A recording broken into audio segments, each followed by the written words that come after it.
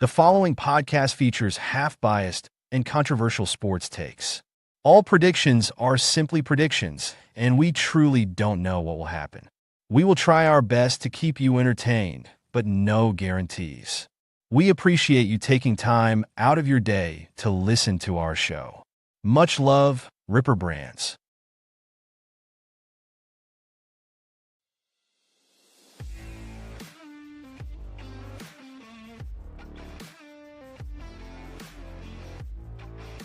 Let's go. Welcome to episode 65 of the Ripper Podcast. I'm Ethan and Elsen. That's Elsen Garatz coming in to you from a snow day. Him and I both on snow day today. Oklahoma snow day compared to a Wisconsin snow day. A little bit different, but hey, no classes, having a good time. Elsen, how are you spending your snow day? And are we enjoying? Have we made any snow angels or snowmen or anything like that yet? Well, first of all, I can't believe that what we got was a snow day. A little more than a dusting. I felt a little bit embarrassed not to be going to classes. However, I wasn't getting near it because everyone on campus who's not from the Midwest is actually currently outside frozen in blocks of ice, like it was a cartoon.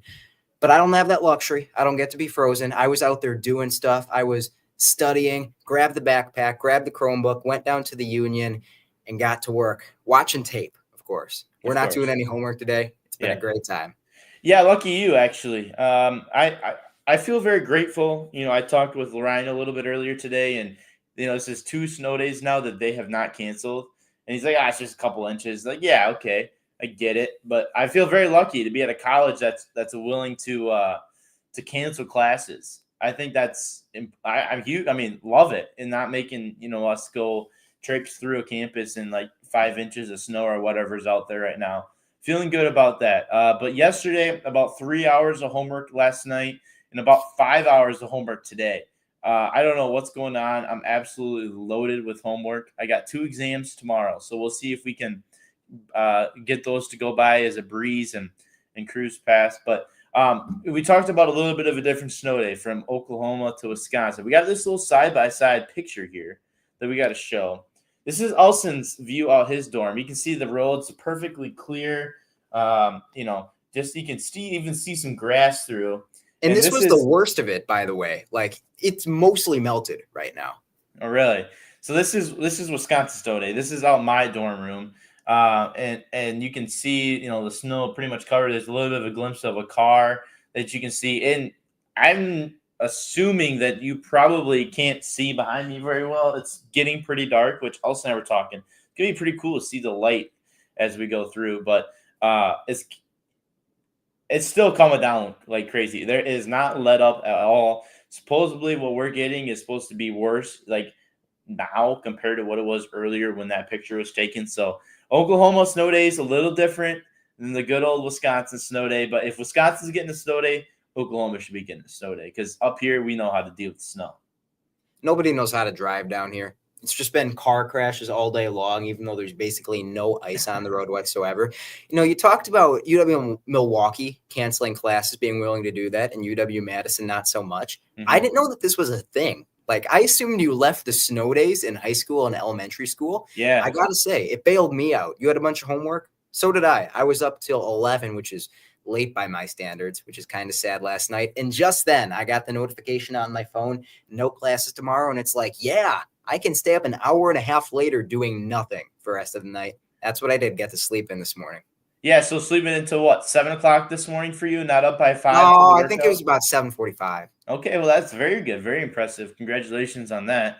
I kind of had that same assumption that we left those in high school, but we got 2 of them now in a winter that has like not snowed at all. So very grateful for that. A cold day and a snow day. So we appreciate it. We'll take that any day. I mean, hopefully they continue to do that. Maybe we'll get some more coming up in the future, but we'll see. Let's talk a little bit about some merchandise potentially. Just want to remind you to check out our merchandise store by scanning the QR code on your screen or by going to ripperbrands.net. Use code podcast for 10% off your next order. Again, that is code podcast for 10% off your next order. So Elsen and I got a fun one today.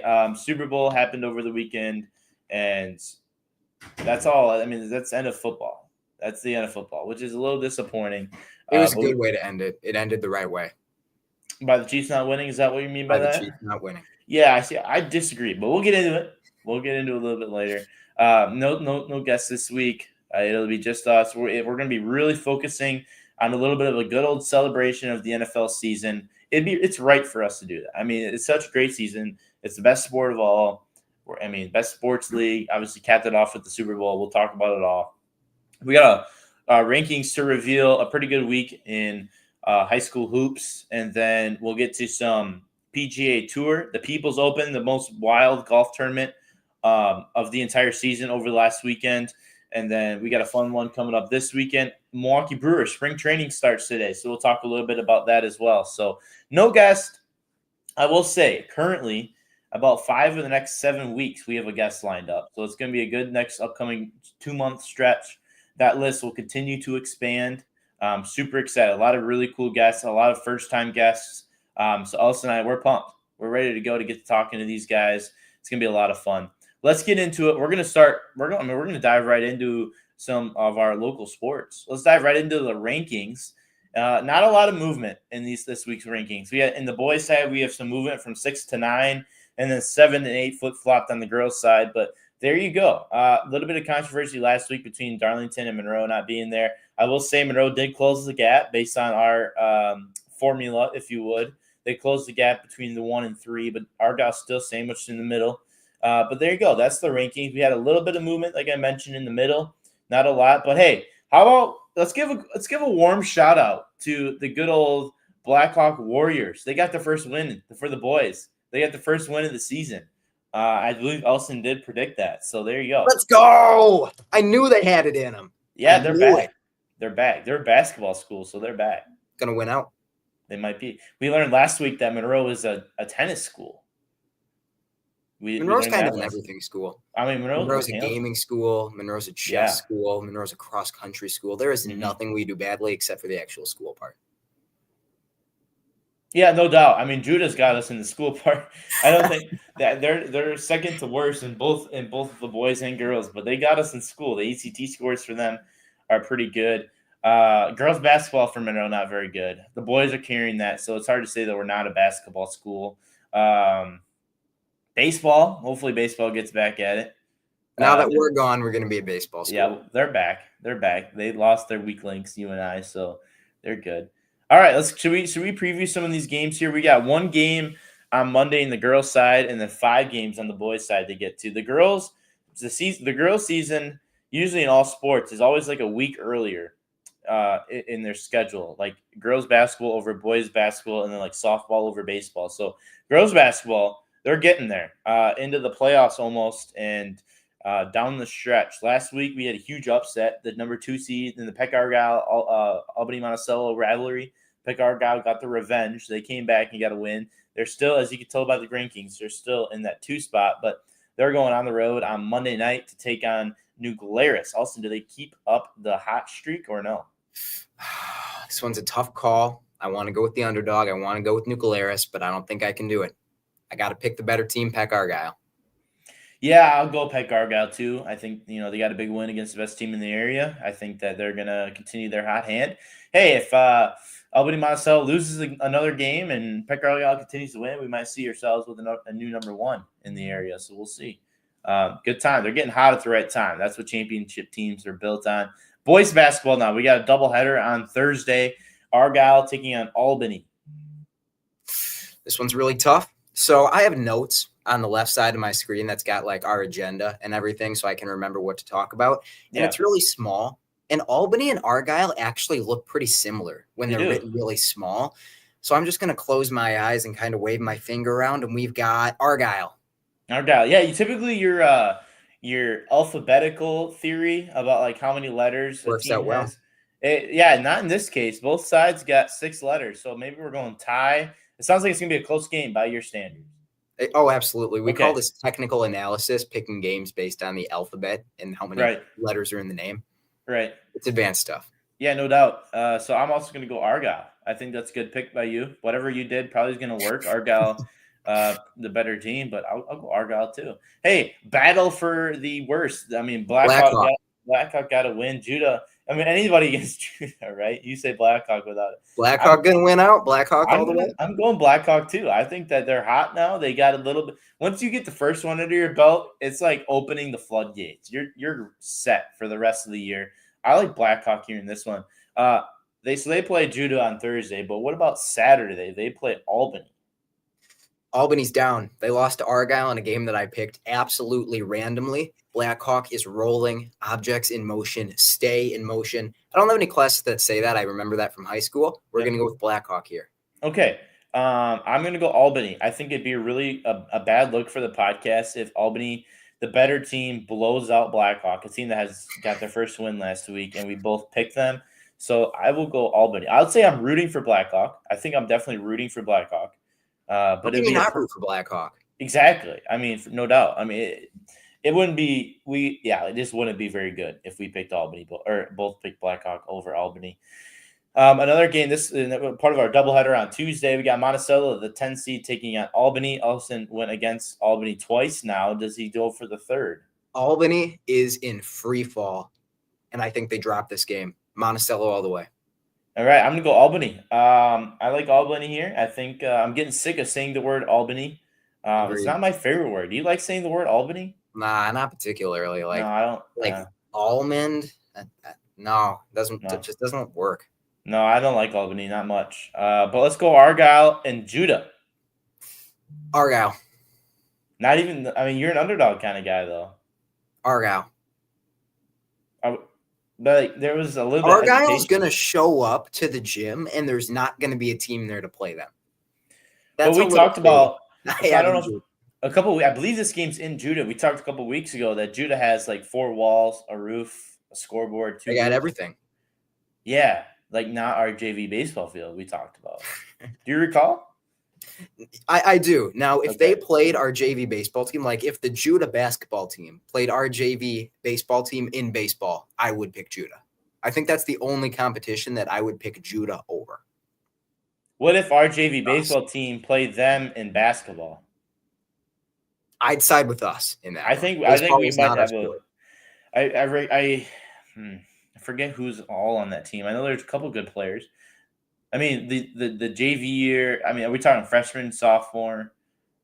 Best of both. The best of both. I think we can put pretty good solid team, especially now. Oh, absolutely. A pretty solid team now for sure. That's all we got. Those are all the games. Hopefully you don't take those too seriously. We don't really know what we're talking about clearly. But there you go. When we get in the spring, we're gonna have all the analysis on baseball and softball. That's what we talk about. Obviously, we knew everything about football. We didn't make picks. We just did the graphic, which we were pretty good in the graphic. Oh, we were excellent. We were very that good. That had all the analysis behind it. That wasn't spontaneous. We actually thought we were watching the tape. We were doing all the statistical analysis. We were checking the weather and injury reports. Yeah. That's why we were so referee crews, everything. Paying them off, making games happen the way we wanted them to happen. All us. Yeah, no doubt. We made those decisions. I think out of the most, I don't know if we did it all the entire season, but for the majority of the season, I think we only picked. There's only 10 or 11 games that we didn't get right. The checks didn't get to the rest of the time. Yeah, those ones. There's something you can't. I mean, there's always a no solution or infinite solutions in a formula. It's just sometimes it just doesn't always. Math's kind of fake. Doesn't always give you the right answer. Yeah, we were dividing by 0 when we were doing our data analysis for those games. Yeah. Exactly. No doubt. Let's go to golf and then we'll get to a break. I'm not feeling tired yet. How about you? Are you feeling good? I've been feeling tired all day. I'm just tired all the time. Okay. Yeah, it's because you slept in. You got too much sleep last night. It does feel like that's how it works sometimes. If you go to bed late, even if you get more sleep, it's like you feel more tired. I don't quite get it. There's something about that, and we're continuing the trend of being sidetracked from last week, but that's good. There's something about the psychology and you sleep in phases, and if you wake up circadian rhythm. I never took a class. It's just something I heard, but if you wake up at a certain period of time, during the phase, you feel good or you feel bad. It depends on when you wake up. We learned about that in AP Psych. I remember because you got different big words that I don't remember. I didn't take a lot away from AP Psych. I do remember Albert Bandura. I don't really remember what he did. And I remember Maslow's hierarchy of needs. Some of that stuff comes up in college. It's advanced placement for a reason, I guess. But I forgot the sleep stuff. Hey, shout out Zasha. We'll have to get her on. She's like, I mean, we're a dance school. I mean, how do we even not know we're a dance school? We got to get her on the show. I can't believe we didn't mention that earlier. I mean, I'm not even kidding. Like, we actually might be a dance school. They go to state every year. Like, so every does cross year. country. Cross country. I mean, Monroe's where to be. Monroe's where to be. Yeah, no doubt. Unless you want to learn things. Right. Exactly. Not a diss at our teachers. We're coming back. I heard that the reports are progressing in the right way. Again, you and I left, so they're going in the right direction. And those youngsters continue to get smarter every year. We were just weighing down the entire grading system. Exactly. We weren't getting Fs. We were getting like E's and G's on the report cards. Yeah, I mean that's why they had to give off like 50% for not doing anything. Yes. To raise us up. Oh boy. Folks, I have no idea how we got into college. Yeah, no, but we made it. Elsen, Tulsa, I mean, you're a smart guy over there. That's a rigorous school. Milwaukee, I think if a blind or no, I mean that's bad to say. If anybody applied to Milwaukee, I don't even think you have to graduate high school to get into Milwaukee. Like I think anybody can get in, but you got to be able to submit an application though, I imagine, which rules out a lot of people. Yeah, unless you're good at sport, and then they just kind of go get you. But that wasn't me. I'm not good at basketball. That's pretty much all we have here. We're a basketball school, I think. We're a pickup basketball school. Okay, yeah. Oh, so we'll talk about that later. Next week when we talk potentially some March Madness college hoops, we'll check in on Tulsa. Is there any shot of them making the tournament? I think we're like around 500. I'm not gonna lie. I haven't been to a basketball game in quite a while. I went to one last week, and I don't even remember like what our record was going in. So I don't think so. But there is like precedent for it. It's not like we're just kind of terrible every year like in football. Usually the basketball team is competitive. And when I've watched them, they've been fine. They've looked like a real basketball team. Do you try to go to like every home basketball game? A decent amount. I went to, I think, all but one home football game, and that was the East Carolina game on a Thursday, and I really had stuff that I needed to study for. Yeah. I'm not that level of commitment with the basketball games, but I like to go when I can, especially when you're giving away T-shirts. Any other sports you're trying to make it out to that's a priority? Not that are a priority. I've been to some volleyball games, been to some soccer games in the fall, but they don't do a lot of good giveaways at those games. You're one of those guys. Baseball. They have baseball? I'm assuming. No baseball. Anymore. Softball? We do have softball, and it's starting up now, and I don't think that we're great at softball. There was a softball player in one of my classes, and the professor mentioned something about how they had to play Oklahoma, which is apparently very good at softball. And it seemed like she was trying to push the potential of that game as far out of her mind as possible. So there are better softball teams than us, it sounds like. Are you good at anything? There are a lot of people I know on the rowing team. I don't know if them, they're probably not very talented. Not after I met them. I bring people down. I make people actively worse at sports. Right. I think our best sport might be basketball overall. Okay. Soccer, I think we're actually pretty good at. I take that back. I think soccer is what we're best at.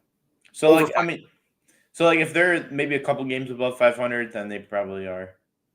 Yeah. Hey, go Tulsa. I imagine. Come on, baby. What is UW Milwaukee? Who are you beating up on? You don't even want to know. Our volleyball team won conference. Like we were playing like Stanford. Like Stanford came to town. Girls soccer, I believe, was conference champs. I think they went.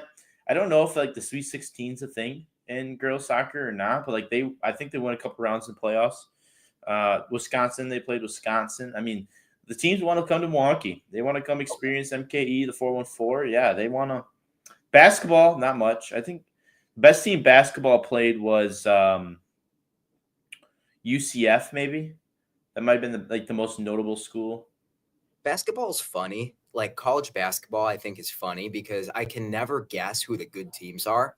Because like Alabama is not a good college basketball team, but like. This is a bad example, but like William and Mary, all the William and Marys of the world are like great at college basketball. All the universities that don't do anything else well. And there are a million conferences. As someone who's like kind of tried to get into college basketball, I look at it and just get confused. It's like up here and I'm down here. I know you mentioned it's a bad example. I mean, Alabama's like number 2 in the country right now. Are they? Yeah. Wow, I have no idea what I'm talking about. I think they're number not 2. Usually that good. Yeah, the last I think the last handful of years. That'd be a Ryan question. Like the last handful of years, they've been good. We'll start to dive in. I think right about now, after the Super Bowl, is a good time to really start watching college basketball. Agreed. You kind of get to that point where, like on a Friday or Saturday night, there's not much else on. Whereas there would be normally football, or like a Thursday. Friday is a bad example. Like a Thursday, Saturday night, there's no football on anymore. So it's like college basketball. There's usually some sort of game on. So yeah, Panthers looking good. I think they're in a kind of a situation where they got to win the conference to get into the big dance to the March Madness. But last year we lost to Oakland, who made a run to the Sweet 16 in the game to get into March Madness. So Oakland where? Somewhere in the Midwest. You remember Jack Golke? Yeah. Yeah, he went there. Okay. Yeah, that's where he's from. They went to the Sweet 16 last year as like kind of a Cinderella team. But that's who they lost to get into the into the tournament. There are too many teams in basketball. Yeah, keep track, no doubt. I can remember the 32 NFL teams. The closer we get to the draft, the less I know about everything else, and not just sports. Like I start failing Spanish quizzes. I forget how to do basic addition. It's like all the brain power goes toward remembering where wide receivers in the 5th round went to high school. That's not good. I mean, that's kind of like and what the 6th round O lineman injured during his junior year.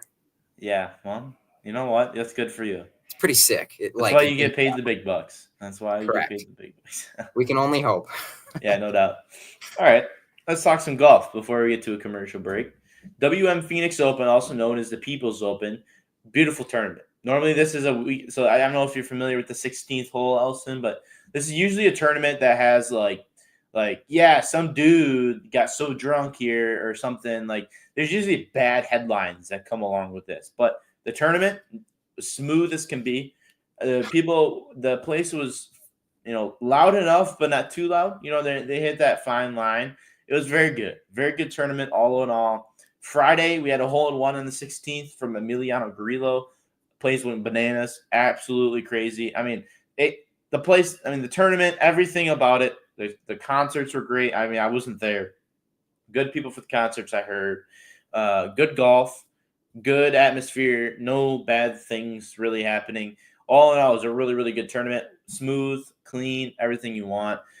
In terms of the winner, Thomas Dietrich, first-time PGA Tour winner, held the lead on Saturday. Scotty Scheffler was kind of trying to come back. There's a couple of big names that were trying to make a comeback, but he ended up winning by 7 shots. He birdied the last 4 holes. He ran away with it. And as a golf fan, as a guy who, I don't really have a favorite team because there's no teams. You have a couple guys you root for, but all in all, you root for just a good tournament.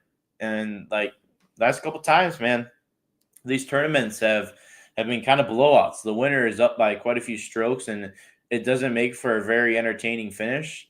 So hopefully we get back to that. Genesis Invitational this upcoming weekend, though. They got moved to Torrey Pines because of the California fires, not flowers. Good golly. California wildflowers would be much better. Yeah, we would love that. I hope the fires end and it becomes flowers. Seriously. That'd be beautiful. Absolutely. Look better. Absolutely. So, yeah, that's what I meant. That's what we hope for. Maybe I have the script. Maybe I actually leaked something I'm not supposed to. We'll see. But yeah, you got moved to Torrey Pines, which is it's very difficult. It's host of Farmers Insurance Open that happened a couple of weeks ago. And the conditions are harder than that. And I think the winning score was very, very low. So we'll see what that comes about. Genesis Invitational, Tiger Woods planning on playing golf, and then his mother passed away. Well, his mother passed away, then he announced he's playing golf, and then he said, I'm still grieving, I can't play, so I'm not going to play in this event. This is his event that he hosts every year, but he will not be playing, so we'll have to wait a little bit later, but there you go. Let's take a look at some fantasy golf, Elsen. This is normally a fun time for you to kind of make funny. Not a good leak last week. We had that realization where you can't use the same guys every week, so we kind of had to put in some weird no-name guys, not very good. We went backwards last week about almost 1,000 spots. So more people coming back every week. It's good for the health of the sport. It is good. People are getting into it, no doubt. But we got kind of a loaded roster this year. for this week. Genesis Invitational. Roy McIlroy won 2 weeks ago at his last start at Pebble Beach. Harris English. Remember, the tournament was moved to Torrey Pines. Harris English won at Torrey Pines just a couple weeks ago during the Farmers Insurance, so I like him as a pick. Hideki Matsuyama, a guy who won this tournament last year. Sepp Straka has been lights out, dominant all season long. And Thomas Dietrich just got a big one last week. I think he can defend. Sam Burns, I think this is just a tournament that fits his bill. So those are the guys that we're going with. Some big dogs, some high world golf rankings. But we're trying to get back in the win column. We got to get back. We got to put up some points this week and get a little bit more momentum back in the team. How do we feel, Elsen? Is Harris English? I believe so. He's not American, but he's from, I think, some sort of English descent, yes. Let me look this up real quick. Okay. Harris English. When he's an American professional golfer. He's like not, he speaks English. He is American. Is he really American? He speaks with an accent. What, like an East Coast accent type of deal? No. Like not an American accent. Maybe he doesn't. Maybe I'm making that up. There's too many of them. I can't keep track. But how many guys are ranked in the world golf rankings? Thousands. Like, are you and I in it? No. Like, so I'm number 100,176,000 and something. No, you got to play on, like, there's a whole bunch of different golf leagues and tours throughout the entire globe that are like accredited by this, and then each league, based on pretty much like the rigor of the league, they will get, like, they have certain value. And then, so, like, I mean, there's hundreds of thousands of people probably ranked that are playing these leagues, but like, obviously, like, PGA Tour is kind of like the Mac Daddy of them all. So, like, those guys are obviously higher than like a DP World Tour. Even Live Golf is not really. Live Golf isn't super approved by the World Golf Rankings. So, but all in all, yeah, I mean, there's hundreds of thousands of people ranked probably. I mean, PGA Tour players are like in the thousands. Okay. Yeah. You could make like a great market out of that. Like, you bet that a certain player rises throughout the next calendar year instead of stocks. We had this conversation last episode. Instead of stocks, invest in golf. Yeah, brilliant. I mean, golf's back. I mean, it's coming back. Ever since COVID, golf's been on the upswing. So, yeah, we'll see. Not a bad idea. We'll have to think about that. Maybe we can. Like, is that considered like sports betting? I mean, like, is that like do you need a sports book to do that, or can we like investing? There's a difference. I would agree. It's smart.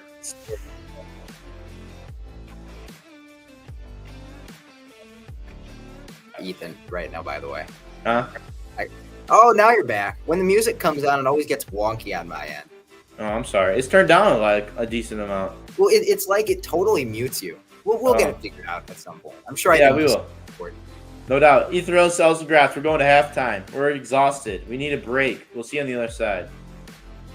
What up, y'all? Just want to remind you about the best sunflower seeds in the business. Baseball and softball season is right around the corner, and we want to make sure you are well prepared. Scan the QR code on your screen and check out Smackin' Sunflower Seeds.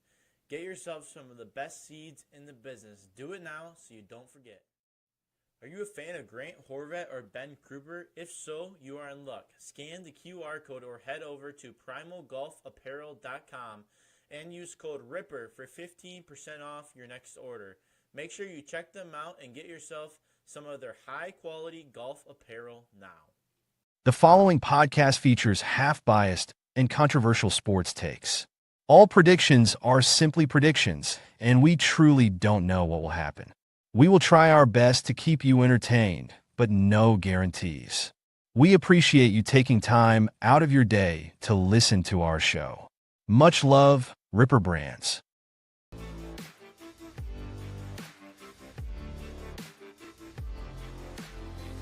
Welcome back, Ripper Podcast. Hopefully you can hear me. I don't know what your deal is. I don't know what the problem is. I get that a lot. It's probably you problem, to be honest. I don't know what your deal is. Yeah. Anyways, welcome back, Ripper Podcast, episode big old 65, episode 65. Here to celebrate the NFL season. What a season it has been. We're happy to be here. We'll be doing that in just a minute. We got priorities we got to take care of before we get to that point. I'm Ethan Roshill. It's Elsen Gratz celebrating a snow day today. Elsen, let's put this back on the screen just so that people, maybe if you're just tuning in. A little bit of a recap. Yeah. This is an injustice. We should not have missed classes for this. This is the Oklahoma snow day. This is what Elsen's view of his dorm looks like. And then there's Was. what mine was. Right now It's kind of melted. muddy. It's clean now. There's a little bit of white on the ground, but it's Okay. like you can see all the dead grass. Oklahoma just kind of gets like gross during the winter. Gross. That's glory about snow is like all the grass dies. So it's like you put some snow over top and you don't even see it. Exactly. Yeah. And you like throw it at people too. You can't really throw grass at people. Anything that you can throw at people is like good with me. Yeah, I think it's good for society, no doubt. Definitely. All right, let's get to some baseball. Speaking of throwing things, yeah. MLB spring training starts officially today, so it's fitting that we talk a little Milwaukee Brewers. Elsen and I obviously talking like you're a Milwaukee Brewer fan, right? I mean, yeah. I'm not crazy by saying that. Oh, who's Got this? Zach right here. Greinke? Zach Yep. Greinke. All right, Yep. love it. I think he played 2 years for the Brewers, 1 or 2. Yeah, I think so. I think he was around for a little That's bit. like a limited edition, not a career Brewer or anything. Yeah, that's pretty. It's gotta be pretty valuable, no doubt. So let's get to it. First day of spring training. It's a fun one. I think this is gonna be an interesting year. I like the MLB offseason like disappeared from me. I completely lost track of it. The Brewers really didn't make any moves or anything, like to a point where I was like, I didn't exactly know that like free agency happened. I feel like it was a really quiet offseason, or unless I just didn't hear anything. Like, I don't know. Do you feel the same way? Like, what do we feel? I feel like there's a lot of moves normally. Not a lot of free agent moves for the Brewers. Kind of just hoping Yeah. the young talent comes along. Trading Devin Williams, obviously. That was a big move. Yeah, Devin Williams. I think that's about it. Like before the pod, I went back and kind of recapped to see if I missed anything big, and not really. But looking at the roster, I think we're going to be competitive. I think it's going to be a good team. Don't think we're going to win the World Series, but again, I think opportunities for some of the young talent to really step up in years 2 and 3, potentially be a really good baseball team. Yeah, it's a little bit of a weird thing because it's kind of like you want to have the optimism that you're gonna be able to make a contention at the World Series, but it's the optimism is at the level that it is every year. Like we'll be lucky to win a series in the playoffs. We'll make the playoffs. We'll probably win our division. Maybe we're gonna compete for it, but we make the playoffs. We'll be lucky to win a series. Like that's kind of the optimism, and that's how it is every year. And I think the majority of Brewer fans want that streak to end, and so. This was a year where I think last year, which was important because there were so many injuries last year. But I think last year, I mean, we had a lot of good players, and then there was also a lot of young guys coming up. And it's kind of like at that point now where like these young guys, it's like they got to come up to the big leagues. Like they're bubbling and they need to make that move. So when you don't have a place for them, it's kind of difficult to do that. So you either trade them or trade one of your older guys, bring in a young guy in a small market team like we are. You typically do trade the older guy because it's less money. But overall, I think, there's a couple of guys they added. I think that's going to be interesting. And I think that the door's open for a midseason move. I think last year we were pretty locked up. I feel like in the majority of our team, like we kind of knew what we had. We're just going to try to make the best of what we do. We had injuries. Like I feel like the door's kind of open. Maybe add another infielder, veteran guy, depending on how the season goes. The door's open in that regard. I think there's potential there. I think that to get the Brewers over the top, because it's always going to be tough in a small market that doesn't throw a ton of money around. It's got to come from the farm system. Yeah. Obviously, you've gotten some good pieces, young pieces in recent years, but I feel like things have to be perfect. You have to get multiple minor league impacts in the same season, first-year guys, acting as quality starters in order for us to have the payroll while also having the talent to actually compete for the World Series. Yeah. I think the big moves this offseason was obviously trading Devin Williams. We picked up Caleb Durbin, who's a young player and will be ready, and then Nestor Cortez, who's a veteran starting pitcher. 2 pretty good pickups. I mean, Devin Williams is a star. You hate to see him go, but I think that pieces that we can utilize. On the other end, we also lost Willie Adames. Not trading him, he just got signed. So I think those are probably the 2 big things. Lost Colin Ray, I guess, if you consider that potentially a big time. Had a great season last year. But let's run through the current roster. There's a lot of young guys additionally to like that are in on the camp roster right now. But these are some of the notable guys we'll run through. I broke down their pitching rotation by starting pitchers, guys who are going to be constant guys in the rotation, guys who bubble that might bounce between the bullpen and the rotation, and then strict relievers. That's their master of their craft. Aaron Savali is a guy who might get a couple stops out of the bullpen, especially towards the end of the year when guys become healthy. But he's back. They traded for him last year. I think he'll be pretty good. Nestor Cortez came over from the Yankees, a part of the Devin Williams trade. A veteran guy, I think a guy who really can produce. He can pitch well. I compare him to the Freddie Peralta. That's kind of my comparison. He's like a solid 2. We don't have a solid 1, but I think he's kind of a solid 2. Young guy, Robert Gasser. IR, I believe Tommy John's last year, but still on the IR. I don't think he's going to be ready for opening day, so we'll see what he looks like. Tobias Myers, a guy who came out of nowhere last year. Really, really good starter. Obviously, we know what we got with Freddie and Brandon Woodruff coming back from injury. So, when you look at it, I think the big 3, Brandon Woodruff, Freddie, Nestor Cortez, and then I think Tobias Myers and Aaron Savali are 2 guys that are going to be able to be pretty successful there. In addition, obviously, we know pitching injuries are huge for the Brewers and probably most teams. That's it. The depth. Right there's 6 notable starters. Then on the bubble, Tyler Anderson, who I believe they picked up just today, free agent, guy who's probably more of a reliever but can start. Aaron Ashby, he came back from a pretty extensive injury last year, working to kind of get back to that. They've got him. He's a young guy locked in for a couple of years. DL Hall, a part of the Corbin Burns trade, and then Carlos Rodriguez made his MLB debut last year. All starters, technically, but guys who might not have a role. They might get bumped to the bullpen as a long inning kind of guy. Right there, you got 10 guys that are all starting caliber that are going to see time on the rotation this year because of injuries. That's going to be the most important. How many guys, the depth, I think that is something that the Brewers kind of strive on. Especially last year, the year before, they've realized that and really made that an emphasis. I think that the rotation is going to be, about as strong and deep as it's ever been. Even then, you got to get sort of a perfect performance out of Brandon Woodruff. These guys have to look good coming back from injury for us to really have that sort of pitching room that can get you on a deep playoff run. So Again, I think Milwaukee is geared up to be really competitive, but man, just not a lot of star talent. And then I assume you're going to go into the hitters next, and losing Willy Adames. That's a ton of pop that you've lost in the lineup. Yeah, I think for the rotation, I look at a solid season in my when I look at it, looking for an ERA under 5, preferably. If you can get under 4, that's pretty solid. And then if you can get double-digit wins, single-digit losses, more than 10 wins, less than 9 losses. I think if you get 3 starters that get to that point, obviously it's a win if you can get a guy to get 30-plus starts in a year. But I think that to me, that's what I look at. And that guy had a pretty successful season. So if you can get some of that stuff, maybe 3 guys. I look at Freddie, Brandon, and then Nestor Cortez. I think those 3 guys, you get that. Tobias Myers and Aaron Savali, both very capable. I think that would be interesting. Bullpen, I'll hit on that before we go to the hitters. I think the bullpen's going to be interesting. Trevor McGill is kind of lined up to be that closer. He filled in for Devin when he was injured last year and did a very good job.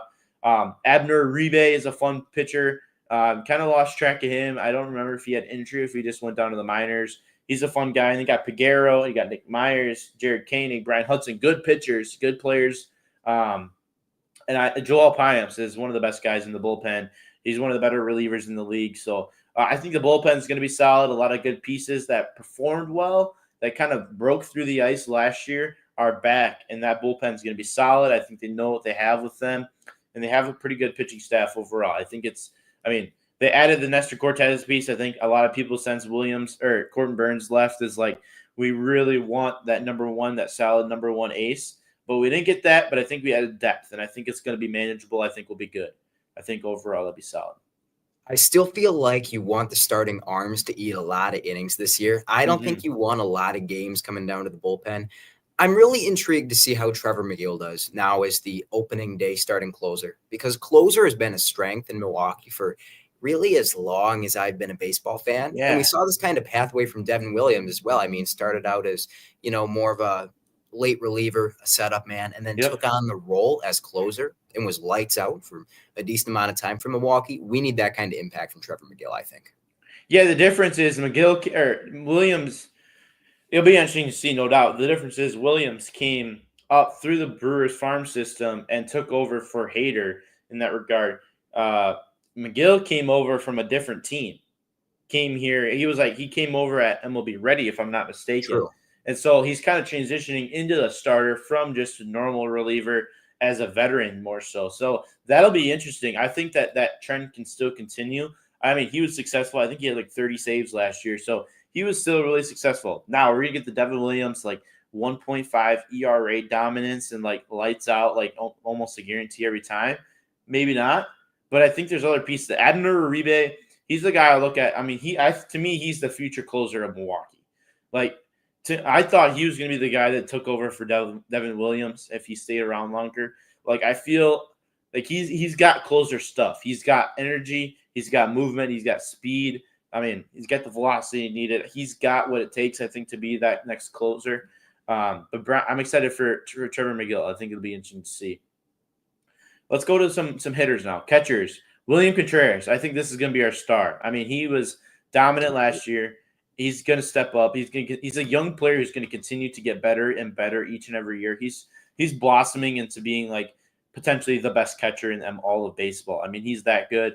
Behind him, you got Jorge Alfaro, who signed to a minor league deal, former Padre, and then Eric Haas, who was with the Crew last year, who kind of bounced around a little bit more, that third guy.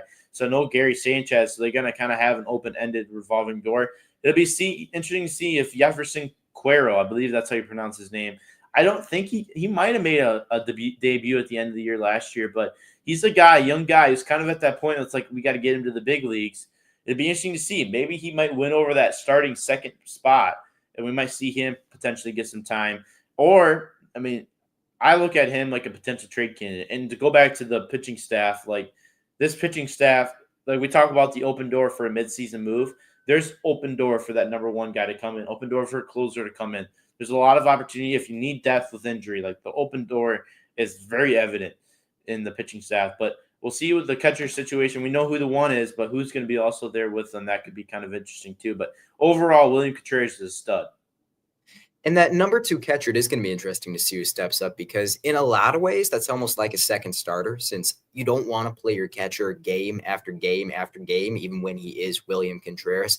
I do think we need that kind of even next level up season from Contreras. There's just not a lot of firepower elsewhere in the order. Mm-hmm. Would they probably hit him second?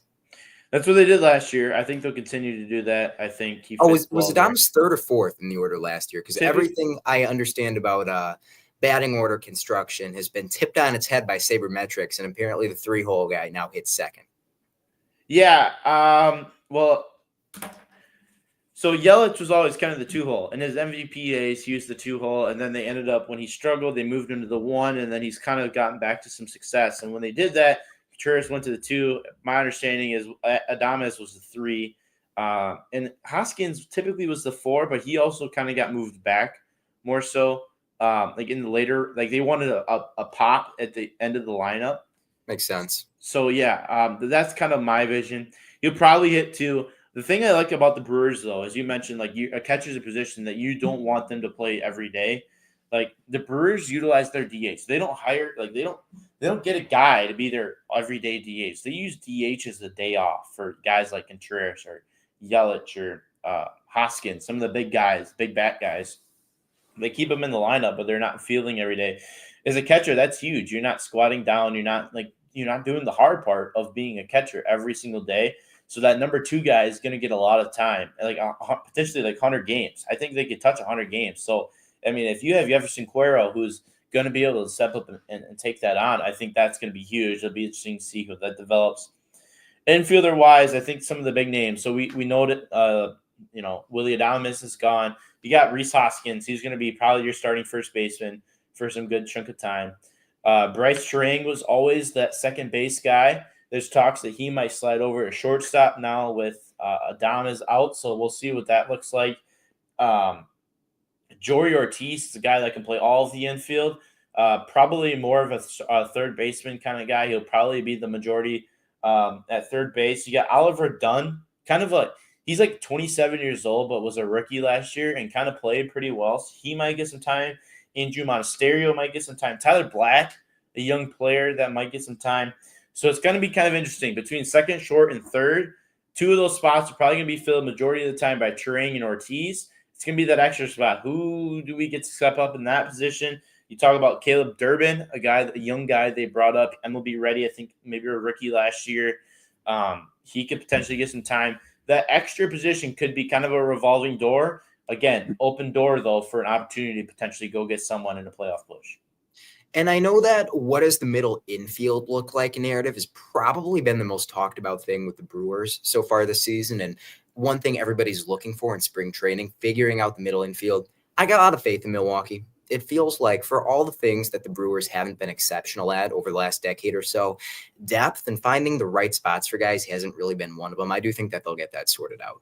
Yeah, so something else that's pretty interesting to note, and I'll move to the outfield, and then we'll kind of bring it back to the infield because of one specific guy. Outfield is going to be pretty similar to last year. Jackson Chourio, outstanding rookie year, expecting him to kind of take another step. Defensively, additionally, he struggled a little bit on defense, but I think as he becomes more experienced, that'll come. Garrett Mitchell, a guy that we're just hoping to see a full season from. Like first 3 years in the MLB, he's had some sort of season-ending injury, or last year started the year with an injury and played like the last month of the season. I'm excited to see. He's got 20-plus homer potential. I mean, he's like a 20-20 guy, 20-30 even. Like he's got elite speed. He's a guy that can lead off for you. I think he's got pretty potential good defense. I just hope to be able to see him blossom and be able to stay healthy. That's going to be the big part. Blake Perkins, a Gold Glove outfielder, not huge offensively, but a very good defender. Obviously, that's a huge part. And then we know what Christian Yelich can bring to the table. As he continues to get up there in age, you can see him potentially act more as a designated hitter. And seeing some of like the Cheerios, the Mitchells, the Perkins, and I'm going to talk about Sal Frelick in a second. Those guys being the everyday outfielders because of their defense abilities. But when we talk about like rest days for some of the other guys as well, we might see Yelich out there in the outfield just a little bit. But Sal Frelick, a guy we can talk about because last spring training, they tried him out at third base. Rumor is that he did pretty well, but never really got any time when it came to the regular season at third base. Now, we talked about bringing it back to the infield now. You got Turing, Ortiz, and Hoskins, three guys that are going to be pretty much locks at 3 of the 4 infield positions. There's kind of that open spot. Frelick potentially could move over to third base and take over that spot because it's a pretty crowded outfield. Obviously, the depth is important, and depending on what injuries bring. But you got, 5 guys that if you include a DH, you got 4 spots for. And those are all the guys that you want to start every day. So Frelick, he won the Gold Glove in right field. So it's hard to take a Gold Glover out of the outfield. But if he brings Gold Glove defense to third base, watch out. The thing is Sal can't hit the ball to save his life. He has like 2 home runs a year. He had pretty good. It's not all about home runs. He gets on base pretty well. Yeah, maybe. He struggles. He hits like he's got 22 power. If you're not hitting a lot of home runs, you got to be hitting north of 270, 280, and he doesn't. He's hitting south of 240 or 250 and hits 2 home runs a year. Yeah, that's 320 on base. Yeah, not great. But I make up for a lot of that with the defense, though. You got to find a spot for a guy like that. Yeah, no doubt. There's talks about him being a potential trade candidate for a guy. The door's open for a big-time move, and I think that's what you need. Willie Adames was a big-time player, and it's hard to see him go.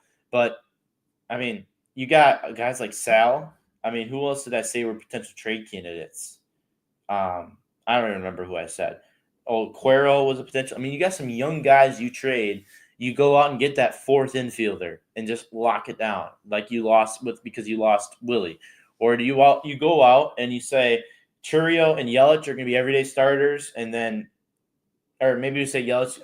Maybe there's a spot in the outfield. I don't think there's a spot in the outfield, but maybe there is. Like there's potential. Or go get that 1 ace. Like there's opportunity there, and I think it'll be interesting to see kind of how that goes. But overall, I think it'll be interesting. Thinking about not World Series potential, but typically like win the division. Let's get to the playoffs and see what happens. Potential. It feels like every year the Brewers are kind of in a catch-22 where you can sell off all your role players and just try and get a really solid group of starters, but then inevitably 3 of them are going to get hurt because we're the Brewers, and then you don't have good depth to replace them. Or you can just have a really well-constructed roster, but not have the pop or the really high-end arms to actually make a deep playoff run. It's got to be guys like Churio stepping up. We have to get that homegrown high-end talent, because I don't really think that there's another way the Brewers can really contend. When you think about you got to think about, the Brewer farm system is one of the best in all of Major League Baseball. And I kind of feel like the Churio era, we got Churio, you got Chirang, Tyler Blackstone, you got Cuero. A lot of these young guys, there was kind of a wave where a lot of these guys came through. I would say the actual farm system at this point, because this wave of guys are all MLB ready. So the actual farm system is almost a little weak right now compared to what we've seen in the last couple of years. But now that they're MLB ready, we kind of have an abundance of players, and these guys are well constructed. They're developed in house. They're guys that they get what they want out of these guys. It'll be interesting. There's a lot of players though that we didn't mention. Mizorowski, Jesus or is it Jesus Made? I don't know. I'm assuming he's probably Jesus. Jesus, yeah. Then there's another guy. I don't know if it's a Jesus Made guy or if there's a different guy, but they're saying he's Jackson Churio who can play defense and is better. So they got young guys. That would be nice. I love that. Yeah, absolutely. But the Jackson Churio might be one of the best moves in Brewers history. They went out. This guy is a stud. He's got Bryce Harper potential. He's hitting 20 plus homers in year one. And they have him signed for 8 years at $10 million a year. That's going to end up being a steal. This is a guy that might be demanding 30, 40 million by the time he gets into the peak of his career. Jackson Churio is the type of player, you make that kind of move, you get rewarded for it. He's the kind of guy that will bring championships to Milwaukee single-handedly. He had a good postseason too. That's one thing that you got to think about. How does young player perform? I'm okay with getting rid of Willy Adames. He didn't do jack in the postseason.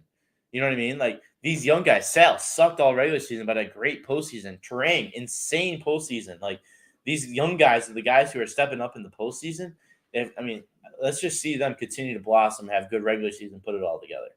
It's always going to be tough. Never going to be World Series favorites. You need guys who get hot at the right time. So just for the Brewers, normally I wouldn't be a huge fan, but just for the Brewers, I don't hate that strategy. Yeah, love it. Let's get to some NFL. This whole episode, we've talked almost an hour about nonsense. We're here to talk about the NFL, celebrating another great season in the NFL. We had a Super Bowl that I think 90% of the world did not enjoy. Wasn't horrible, but overall, we're here to celebrate another great year of the great sport that we all love. That gives us an opportunity to talk about it. Elsen Gratz, big picture, how do we feel about this season? This was kind of my first season, really, really covering the NFL, looking at the storylines every week and kind of evaluating how I feel about every single team and thinking about what each team's chances in the postseason were. And it was a ton of fun. I really enjoyed it. I picked, I think, all but about 3 weeks of the season because I started a little bit late. I know we picked every single one on the podcast. Either you or I did, since I was off for a few. But I really enjoyed it. I feel like I learned more. I know more than I've ever known about pro football. And every year, the NFL feels like it evolves because it is such a complex game. And you see new wrinkles get thrown in every time. I feel like I learned about what makes for a successful quarterback this year. I feel like we saw whole new defensive tendencies this year. And we saw the Kansas City Chiefs not three-peat this year. So all around, it was a great NFL season. Yeah, Sunday Picks was something that we introduced this season. I will say I did get the win. I believe the final score was 76-55. We only did that a handful of weeks. I don't think we did. Maybe half of the year. Did we? Probably a little more than half, I would say. Because if you were not on the episode, we wouldn't do it. It was only when you and I were both, obviously, during the season. I don't think we did any in the playoffs. So, but we'll bring that. That'll be back next year. Maybe we'll do something college football or something. We'll expand on that. Make it more. Everything's going to be better. Absolutely. Just in general. Absolutely. Let's get to some notable headlines, things that just kind of happened throughout the season. We'll start in the NFC North with the Vikings preseason. J.J. McCarthy goes down with a season-ending injury. Everyone's like, oh, my gosh, Sam Darnold's their starting quarterback. They're going to be horrible. Well, Sam Darnold did what Sam Darnold did, led the Vikings to the number 2 seed in the NFC. And it's not the playoff that they wanted, obviously being first-round exits, but overall, a very tremendous season in a year that won Kevin O'Connell Coach of the Year, but also not one that Viking fans were really anticipating at all. You know, I feel like I don't know exactly how surprised to be about the Sam Darnold situation because, like you said, when people saw that Darnold was going to be the starting quarterback with J.J. McCarthy officially out of the picture with injury, people just kind of tanked all the Vikings' futures, roll the season up, throw it in the trash, and that wasn't the case.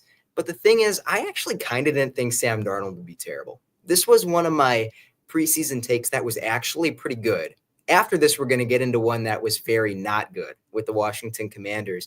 But Sam Darnold is a talented quarterback, always has been. There's a reason that he went so high in the draft. You don't get drafted top 5. I forget what Darnold was. He might have been 2. He might have been 3. That was before I was like really, really into the draft. But you don't get taken that high unless you're a quarterback with some really nice strengths and some really impressive talents. And no matter how bad that player's been, you take him and you put him with a great offensive coach in Kevin O'Connell who knows how to scheme receivers open, a fantastic group of pass catchers, a good offensive line, a pretty decent overall run game, and a really good defense.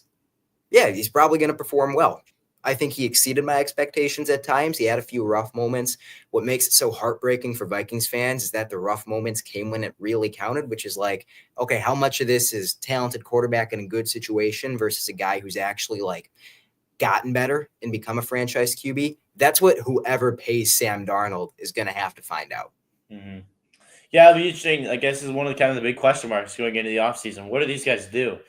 It's kind of a cheat code to have a quarterback on rookie contracts nowadays. So, I mean, you can't imagine J.J. McCarthy is really going anywhere. But it's the question of, like, do we trust J.J. McCarthy? They did, but do they now? Could we franchise tag Sam Darnold? Or does Sam Darnold want to test the market, go to a team that needs a bridge quarterback? I think there's teams out there that need bridge quarterbacks. I think it'll be interesting to kind of see what that might look like. We'll talk about the one you're not super looking forward to. Jaden Daniels, not the first quarterback taken in the draft, the second, I believe, revives the Commanders, a team that I picked to win the division. They didn't win, but they went on a Cinderella run. Good call. But what a year it was for them. I mean, Jaden Daniels has emerged as an elite quarterback, a quarterback that people want to watch, a guy that's jerseys are flying off shelves, and the Commanders are seemingly in a championship conversation. Coach and quarterback can compensate for a lot of roster deficiencies. I think is one of the big things I learned this season. Dan Quinn is the head coach, and he had a great year. He had that defense playing fast, and he had that defense playing well. I mean, for the majority of the season, they were trotting out Noah Igbenogany and Benjamin St. Juste and Mike Sanders still, rookie. He had a good season, Marshawn Lattimore, who they traded in, dealing with a nagging hamstring injury the entire season. He was iffy. You know, safeties were just okay. This was not a super talented defense, and they played all right. Cliff Kingsbury, nobody wanted him after what happened with the Cardinals. He doesn't manage a team very well, but you get him as an OC, and you put him with a mobile quarterback, and you let him run a spread-style offense with a QB who proved that he can get the ball out and find open receivers, and you can get some offensive fireworks. Jaden Daniels was absolutely fantastic. I should have been higher on him, but he showed things he straight up didn't show in college. I don't have words to describe how good Jaden Daniels was this season. And Terry McLaurin finally has his QB. I'm super optimistic for the Commanders looking forward. Yeah, not super exciting for me being a division opponent of theirs, but Cliff Kingsbury, I mean, he mentioned like no one wanted him when he got let go in Arizona, but he is now like next year he's going to be a top candidate is what people are saying. Like he is back in the head coach conversation. He supposedly was lined up to have the Saints head coaching job, but he rejected it. Like this is a guy who, I mean, he's the head coach. There's hype around him. He's had a tremendous year. He's going to be back for another year. It'd be great to see what this team looks like next year, especially with having potentially a pretty solid draft. We'll see. This is a bad comp because these teams are built in very different ways. But in terms of the coaching talent that the Commanders clearly have, because it felt like every unit on that team played up, like even the offensive line, which was a huge question mark. Clearly, they were coached up. This is a very deep Washington coaching staff. They got some Detroit Lions vibes to them. And they're still so early in what was supposed to be a rebuild where they have the coach, like the coach is, they have the quarterback, and they've got money to spend. This really could be like a deep contender next year. I know they made the conference championship game, but we weren't expecting that. We called them to lose in the first round of the playoffs. They are a team that could be a Super Bowl favorite next season, depending on how free agency goes and depending on how the draft goes. If you would have told me 5 years ago that, like, in the next decade, potentially two of the best teams in the NFC would be the Commanders and the Lions, I would have thought you're crazy. But you would have said, who are the Commanders? Huh? You would have said, who are the Commanders? Yeah, no doubt. I mean, the Washington football team? You're right.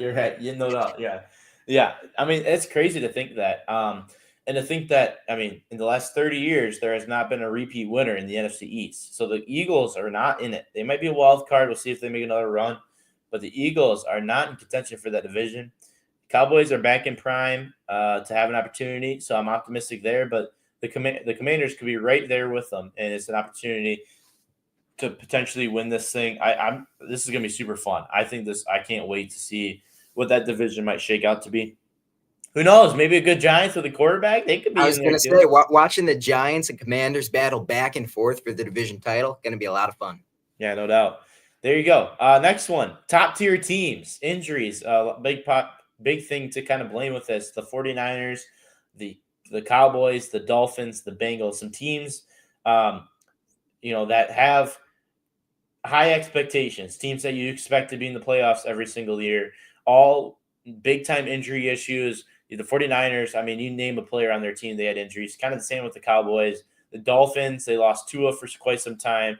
And then the Bengals, just had a horrible defense. Yeah. But all in all, I mean, these are teams that you expect all miss the playoffs. We had a couple new teams in there. But kind of that's a notable thing. These teams, the Cowboys, 12th overall pick, the 49ers, the Dolphins, the Bengals just barely missed. But some good teams with good draft picks. It might be interesting to see what they might look like next year. Repeat your list of top-tier teams for me, please. Every time I mentioned the Cowboys, I saw that smirk grow just a little bit. I said 49ers, Cowboys, Dolphins, and Bengals. Yeah, there are definitely, a top-tier team or two in there. I probably wouldn't include Dallas, but I will say the Cowboys got overhated for what they were this season. They didn't have a chance. The Cowboys were probably the second most injured team in the NFL. I do think that if everybody stayed healthy, they were playoff caliber. Probably weren't going anywhere. Definitely not with Dak, but injuries killed them, and I do think they have a chance to come back stronger next year. As for the 49ers, stuff gets tough. I mean, they've got guys to pay. We'll probably talk about the Brock Purdy extension at some point in the offseason and how much money he might get. Debo's gone, wants to be gone. What did you say? Debo wants to be gone. He requested a trade. They were going to move on from Debo regardless. He was straight up bad this season, I thought. But Debo kind of aged out of his prime. Trent Williams, still a really good player when he's been on the field, but getting up there in age, missed some time. All of their guys are either on the back end of their prime or they're truly aging out. You're still probably going to get really strong seasons out of Fred Warner, George Kittle. I think that Charvarius Ward wants out of San Francisco for tragic personal reasons. Obviously, that's completely understandable, but that's potentially a piece that won't be coming back from them. And this is a really spotty drafting team. They've made some nice selections who have made an impact for them. They've also drafted the Ty Davis Prices of the world in the third round. It feels like every year they have to draft a third or fourth round running back who barely even makes the roster. They've got to clean up the drafting. They've got to be smart with their contracts. We can have a discussion on a whole nother podcast about giving the bag to the 15th best quarterback in the NFL. I mean, you mentioned the Dolphins. I don't think that paying Tua a bunch of money helped them this season. It's just a tough road for the 49ers who are older. It's tough to put your finger on what the culture is going to be like there. This might have been the 49ers' opportunity to win a Super Bowl, and it might have slipped out of their hands. Yeah, we'll see. This could be a different team. I mean, we might have saw that kind of bridge year and something that might be going the wrong way in terms of bridge years for these guys. It'll be interesting to see. Very, very close MVP race this year between Lamar and Josh Allen, but I think everyone wanted Josh Allen to win it, especially the Super Bowl. He didn't win that, but he did win the NFL MVP. Do you think he deserved it? Would he have been your pick? He would have been my pick, yeah. I think we actually both picked him in our Ripper Podcast Award show, didn't we? Lamar had an absolutely fantastic season. He does seem to progress every single year. Now, he went from an elite regular season quarterback to an elite regular season quarterback in the playoffs. It's more he went from a playoff choker to a choker for one half of a playoff game, but overall Lamar's moving in the right direction. Yep. Josh Allen's just on a different level. I think he's the best quarterback in the NFL. We're going to talk about the Super Bowl. Josh Allen is number one for me. Is that insane? No, I don't think. I mean, in terms of talent, I think, yeah. I mean, we talk about this a lot. I think this is, I mean, a lot of people know that. Like, to me, wins and losses are super important. And I think the clutch gene that Mahomes has sets him apart. Obviously, I mean, the resume that he has shows. But I don't know if Josh Allen has that clutch gene in him. But overall, I think in all around talent, running, passing ability, I think, yeah, he's got the upper edge. And I think we'll dive into that conversation a little bit more when we talk Super Bowl, because I'm not like rattled on Mahomes. Mahomes is still a really good player. I don't think there are any quarterbacks in the NFL who win that Super Bowl for the Chiefs with the way that offensive line played. But I do still think Josh Allen is clutch. I mean, he put his Bills in position to win that game. He was nails for most of the second half. You can talk about the final drive all you want. But on the last play, his offensive line couldn't pick up a stunt, and he had to backpedal and he had to chuck it downfield. Mahomes is one of one in terms of his clutch. But Josh Allen, I think, is so much better on a play-to-play basis. That's why he's my number one quarterback. Maybe by the time we're ranking QBs in the offseason, I'll have switched on that. But the gap is closer than ever. I'll say that between Lamar and Allen and Burrow and Mahomes. Yeah, no doubt. I'm excited to see. I mean, the offseason is a fun time, especially for a Cowboy fan, because there's always speculation and there's nothing like – yeah, I mean, it's always our year in the offseason, and it's always fun to be able to speculate, make predictions. And, I mean, the offseason's almost just as fun as the NFL. You obviously don't have that constant production of like, real football, but it's fun. We got a little UFL, too, so we'll have actually a little bit of football to watch at least. Should be good. We'll be doing UFL weekly recaps and predictions. Sunday picks, UFL, baby. Here we go. That's what people watch for, listen for. Exactly. Last one on the things that happened this summer, and we're going to talk about Saquon Barkley. The addition as he went over from the Giants to the Eagles, and his backwards hurdling magic led the Eagles to a Super Bowl. Seemed like Saquon was kind of the missing link for the Eagles to make that hump over the Chiefs and be able to win that Super Bowl. Don't you agree? Saquon Barkley, I feel like, could be the face of the NFL. Yeah. Because obviously the face of the NFL is Patrick Mahomes, but we've had this conversation on the pod. Patrick Mahomes is not the most likable player in the world. Saquon is. Saquon is. People like Saquon. Yeah. There's like nothing to dislike about him. He's high energy. He's fun to listen to. He seems like a great guy. Did you hear what he said about Taylor Swift? I did not. So they showed her on the Jumbotron during the Super Bowl, and it got booed a bunch. And Saquon Barkley comes out and says, I don't understand why people were booing her. She was just there to support her significant other. She was just watching it from the box. It's like, there is no reason you could ever dislike Saquon Barkley. Awesome on the field, awesome off the field. Yeah. Now he's a Super Bowl champion. He's a comeback story. He was an awesome prospect out of Penn State, one of the best running back prospects of all time. Saquon Barkley should be the face of the NFL and not Patrick Mahomes, is my take. Yeah, I think the only reason that you could hate Saquon is because he does play for the Eagles. I think that's probably the only logical reason. Yeah, I think Saquon definitely is very a notable candidate to be the potential face of the NFL. I think, and I feel like that's kind of open. I think that they're looking for candidates. They're taking resumes and applications right now because I don't think a lot of people are enjoying Patrick Mahomes. I think every year that goes by, I think Patrick Mahomes becomes more and more hated. But it'll be interesting to see what Saquon and what year two for Saquon looks like. I mean, does he eclipse the record? You know what I mean? There's just certain things that, like, you'd hope that maybe he gets a little bit better. I don't hope he gets better. I hope he gets worse for my sake. But I think it could be interesting to see what that might potentially look like and how the Eagles progress. And, I mean, we talk about, the 49ers with that. I mean, the Eagles have some older guys as well that are getting up there. So they could potentially be a different looking team, coming in the next couple of years. Saquon Barkley was a rare impact this year, and we all knew what the game plan was going to be.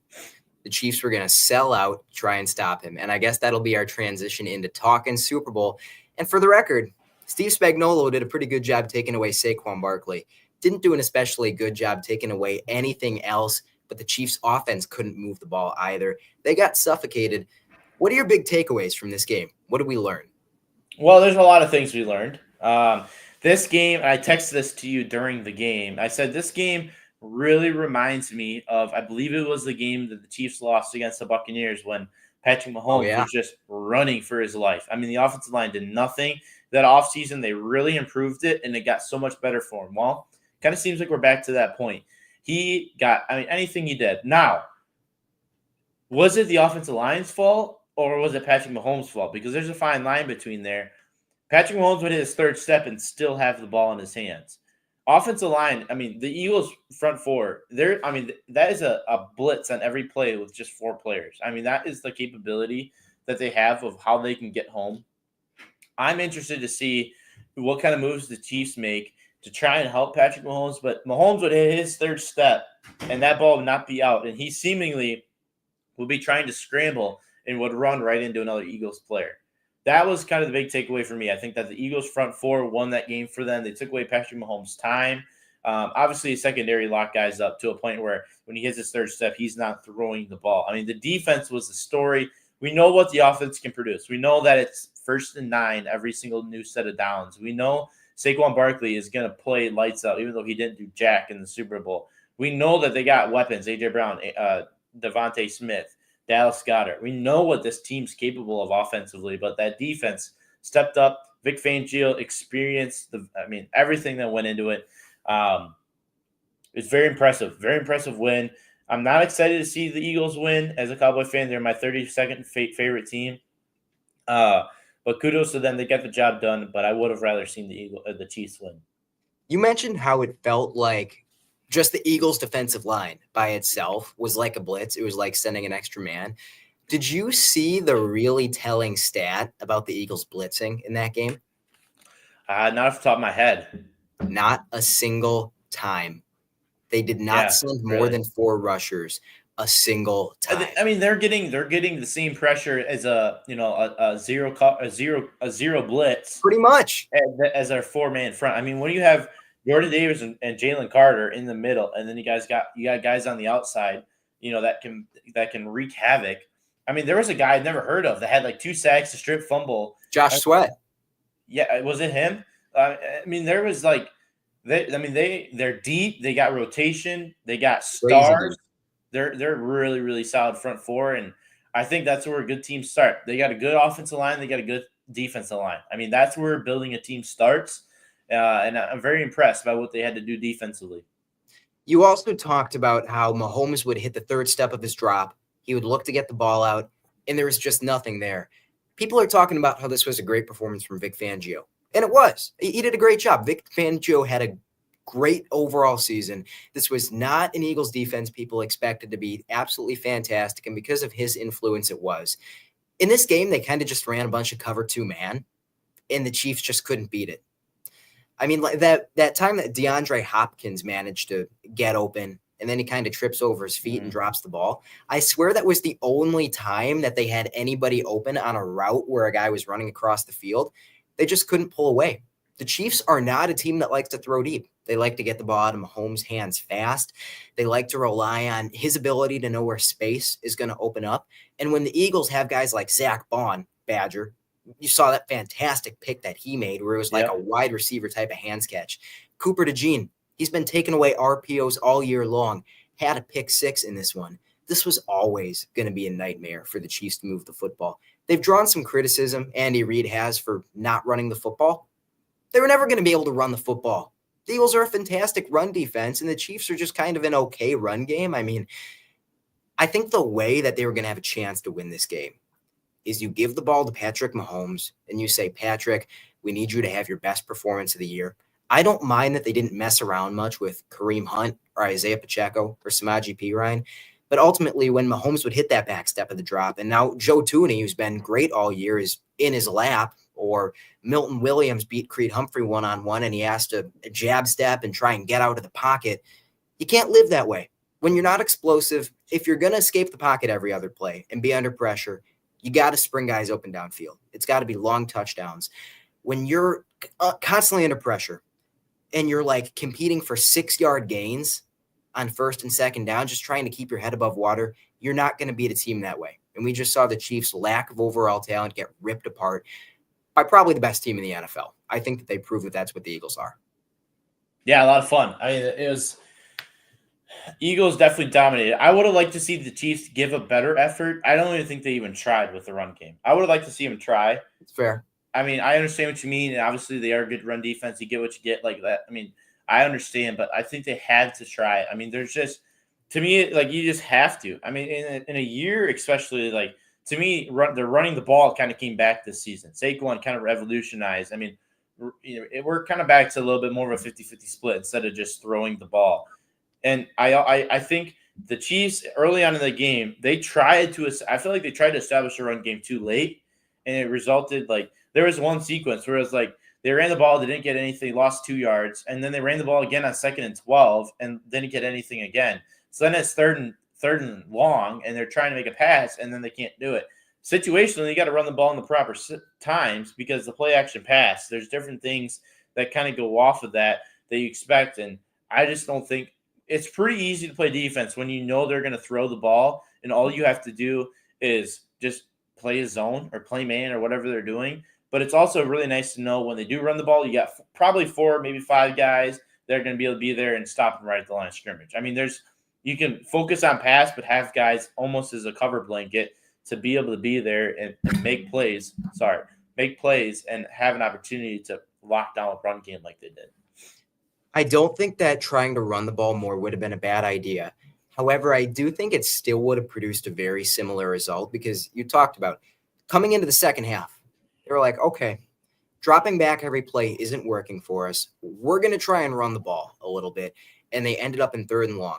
I think instead of it being 3rd and 10, it would have been somewhere between 3rd and 8 to 12 every drive if they went in and said, we're going to try and run the ball down their throats a little bit. And you also talked about how the run game is back, and I love that development for the NFL. You know what Saquon Barkley has? You know what Derrick Henry has that's made those offenses so efficient moving the ball on the ground? They have running backs who can run away from guys. Mm-hmm. The Chiefs this entire season were the least explosive run game in the NFL. They were worse than the Raiders. The Raiders starting running backs were Alexander Madison and Zamir White this year, and they were worse than the Raiders. And I think that caught up to him in a big way. And, the last thing on the Chiefs offense. You talked about wishing that they tried even a little more. I don't know if you saw the clip of Patrick Mahomes absolutely running for his life in the pocket where he steps away from one man and then he steps up to try and reset the pocket. And then he has to roll to his left and then he comes back to his right and then finally crosses the line of scrimmage, goes down for a first. If you watch Travis Kelce on that play, Oren Burks is his assignment. Oren Burks got absolutely gashed in last year's Super Bowl, former Packers linebacker. He's been the starter for the Eagles with N'Kobe Dean down. And Kelce's just standing there. He's not even moving his feet. He's standing there. There's a flag down, but I think the flag was against Philly. He's just watching Mahomes. He's just watching his quarterback, his best friend, run for his life and not even moving. And then Oren Burks went out and made the tackle and popped Mahomes as he went down. The effort felt like it fell off a cliff. All these sneaky, kind of like just attention to detail veteran moments that were winning them games, they dried up entirely. It felt like everything was going right game after game after game for the Chiefs. And that's why they were 15-2 in the regular season. And it all fell apart at the worst time. And they didn't have answers.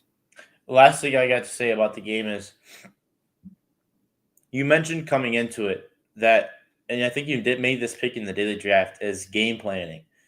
When you have 2 of the best coaches, and obviously their respective coordinators, with 2 weeks of prep for the biggest game of the season, potentially for the most of these guys, their lives, we get to watch. I mean, Andy Reid, we get to watch for 2 weeks prepare an offense. I mean, wow, what an opportunity. It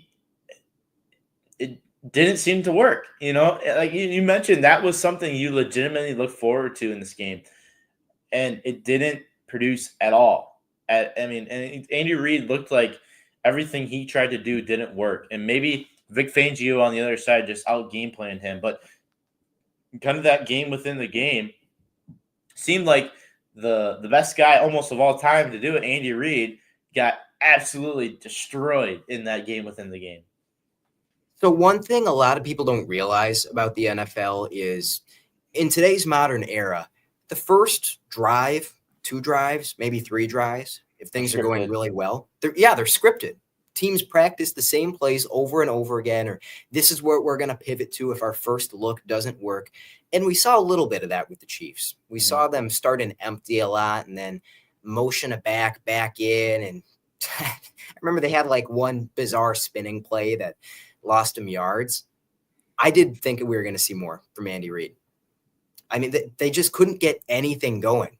I thought that they'd poke and prod a little bit and they'd find out what worked, and then they'd exploit that, and they'd do the same thing that won them the game against the Bills, and they'd find the sneaky ways to move the ball. Instead, it was just ugly. They didn't have any easy buttons. Everything was a nightmare. Getting 4 yards every play felt like it was an uphill battle. And I don't think that's something we've ever seen from Andy Reid. This was a fantastic coaching performance on both sides from Philly.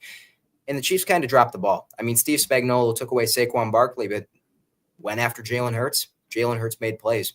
Philly made a statement in this one. That's why we're rocking the Philly green, by the way. There you go. Yeah, they did. Last note I got to have is the score bug. Oh, terrible. My gosh. Is this real? So I don't think every year they debut the new score bug and then they say, this is what we're doing, and they go into it the next season. I'm just saying, Fox, you have time to reconsider. Clearly, you only spent like half an hour in Microsoft Paint before the Super Bowl. That's generous. The score bug. Put in another hour or two. Make it a little bit better because, oh my God, it's awful. I couldn't believe my eyes. CBS last year, I liked CBS's old one compared to what they have now. I feel like kind of they almost went backwards in a way. But this, oh my Lord. I mean, it's like legitimately bad. Are we playing like vintage mode? Is this like on like an old arcade game like we're playing? Like, it is horrific. I hope that they find new ways to make this better. Wow. I mean, I legitimately look forward to that every single year. Because, I mean, we get to look at that for years to come. And now Fox, who has America's Game of the Week every week, we get to listen to Tom Brady and look at that eyesore of a score bug. Don't catch me watching any Fox games this year. CBS, with their score bug last year, went back to an older era of the NFL. Some people like it, some people won't. Fox went back to like 2010 YouTube. No, they went back to a time where no one that's on this planet right now was alive. I mean, they went ancient. Prehistoric. They went before TV, if that's even possible. It's like something you'd see a professor draw on a whiteboard. If you asked a professor to draw a score bug, and you got a green marker, you got a red marker, you got the normal black dry erase that's mixed in there. It's just all an eyesore. Legitimately, I'm not even like saying this just to like make a joke. Like, I'm legitimately serious. You and I, architecture and poli-sci majors, can make a better graphic for them than that. Like, I legitimately don't like. Did they have an intern make it? I mean, like, you're supposed. They did. I thought the production of the Super Bowl was great. I think everything, the pregame show, all of the halftime, like TV aspect, like everything, like I thought it was phenomenal. But then the score bug. I mean, like they literally dropped the ball. They dropped the ball. It is absolutely absurd how bad it is. They're graphic designers. Fox's graphic designers go to our respective Instagram pages and weep, and they say, "I wish that we could be like them." No doubt. Do you think like Terry Bradshaw made it? I don't know why that's the funniest thing that you've said on the entire podcast, but if Terry was going to make a score bug, it would be that. Now we know what it would look like. That would. I legitimately think that might be the person. I mean, that's the only answer to this whole situation. I legitimately think. They just gave him a crayon. It's bad. That's bad. Hey, halftime show. What were your thoughts? Did you enjoy it? I didn't mind it. Like you said, I thought the production was good. It feels like halftime shows have gotten away from being about the music, and now they're about the performance. And I don't think that's bad. I just think that it's different. I've never been a huge halftime show guy either, so I think your opinion's more valuable than mine. What did you think? I enjoyed it. I'm also a Kendrick Lamar fan, so I knew like all but maybe one song of his that he played. And I think that song might like not have been released is what I heard. I don't know. But like I knew majority of his songs. I always enjoyed like this past week has all been like my TikTok and everything has been like all these like hidden Easter eggs within. Like people like these little like things that you don't realize watching it. in real time. But like things that the whole thing was a diss on Drake. I mean, if anybody hated it, sounds like a lot of people did. But if anybody hated it, it would be Drake. But I enjoyed it overall. I thought it was good. I thought it was good production. But let's go to this next year. It hasn't been released. Not like realistic or not, you can kind of have a little fun. Who do you think, or who would you want maybe to be the performer at halftime? Well, I think the Silver. So this halftime show generated some mixed reviews. Some people really liked it. Most viewed though. Most viewed. Most so viewed of all time, but mixed reviews. When they go and kind of, all press is good press. Right. When they take a big swing and do something interesting, people watch. And the NFL cares about the bottom line. They care about the viewership numbers. Here's what I'm thinking. They go in the distinct other direction of Kendrick Lamar, and they bring in Carrie Underwood. However, you saw the Serena Williams appearance. That was popular. I saw a lot of remarks around that. So you got Carrie Underwood. I'm thinking duet. What about with LeBron James? Oh boy. Oh boy. More star power. The more stars, the better, right? I mean, Samuel L. Jackson was in this halftime show. I don't know what actor they bring in, but it's going to be fireworks. Maybe literally, maybe figuratively next year. Going to be entertaining to watch. Outdoor stadium next year. Levi in Santa Barbara or Santa Clara? Santa Barbara, see? I think it's Santa Clara. I think it's Santa Barbara, I assume, is different. There are like 5 Santas in California. It's Christmas all the time. Yeah. I think Carrie Underwood was actually like a legitimately person that I am always in favor of like a country mashup, like a multitude of different country artists. But you kind of like think about Kendrick Lamar maybe is a bit of an exception, but like sometimes I feel like halftime performers are like maybe on the back half of their career and like they're very notable people. Carrie Underwood comes to mind in the country world. Luke Bryan comes to mind in the country world. Like potentially like those two headlining, and then like you see maybe a Morgan Wallen or Luke Combs, or you know what I mean? Like there's other potential. I think country would be. I think country hits a large age gap, whereas rap, which is kind of what we see often, is more so like younger generation, with the exception of a couple older people maybe that are into it. Like I think country hits wide variety. I don't know. That's just my opinion. But did you know Jay-Z's involved in this? I think that's why we see a lot of rap. I didn't know, like, he's involved in the selection process. He's got like a production company, and they put the halftime show on, and he is a part of that, and so hence I think part of the reason why we see a lot of rap and that kind of era. You suggest a country mashup. I like the idea of kind of doing an eras sort of thing, because again, it is about the quantity of stars that you have. It's about the performance. It's about the theatrics. I would love that, but we do metal instead. Oh boy! You bring in Metallica for the older fans, maybe Gojira or something for the young folks, and then for guys like me, bring in maybe Avenged Sevenfold would work out pretty well. Just saying, halftime of the Super Bowl, heavy guitar riffs, slamming kick and snare drums. That would be awesome. You got to get the pyrotechnics in. Can you not envision it? I can see it. I know like all like the 60-year-old dads that were like, oh, I don't even know what he's saying out there. Like, I know like that. I know that though that is what they want. So we'll see. Maybe that could be a way to win it over. I'm just saying. Yeah, maybe. No doubt. All right. Last thing on the agenda today is a little bit of NFL coaching carousel. Earlier this week, the Saints hired Kellen Moore, and so we officially have every coach hired in good form, and we were able to recap this. So we'll go through, and I think maybe with with time in mind, let's maybe just do a brief description and maybe give a grade. Should we do that each?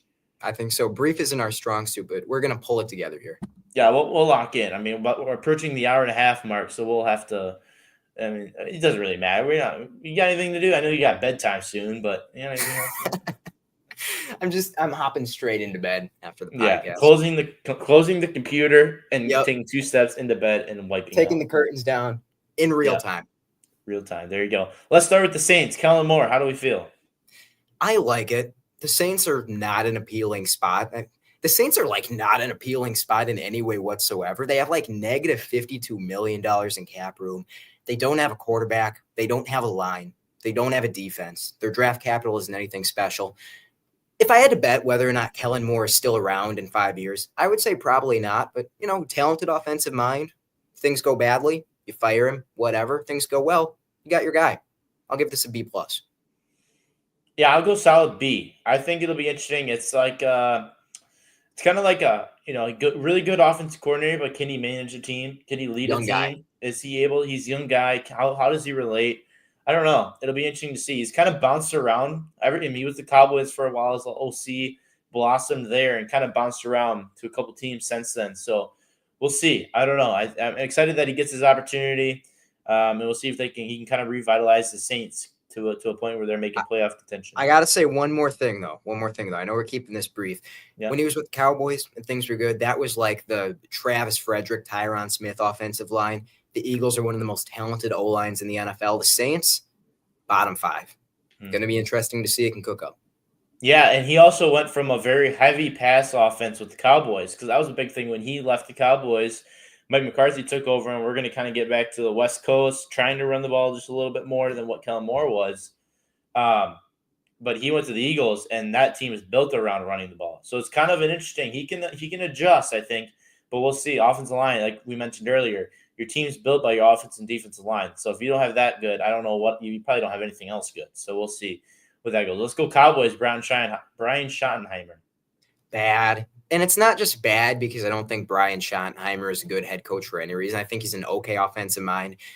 It's hard to say as a culture guy. This is his first head coach opportunity, but maybe things can be okay.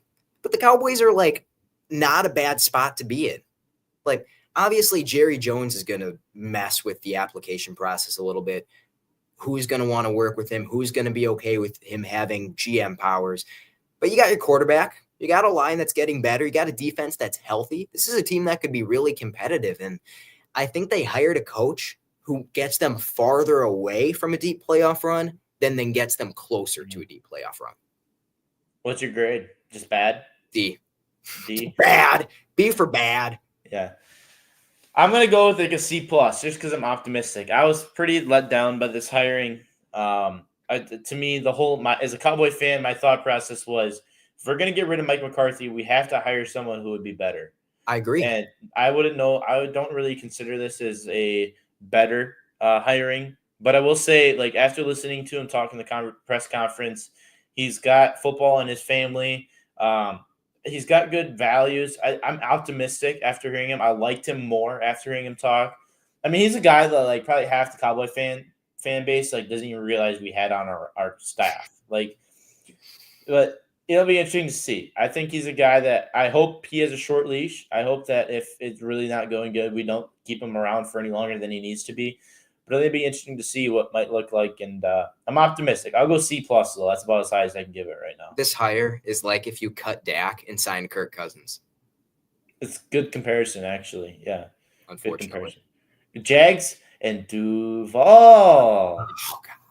Liam Cohen. How do you feel?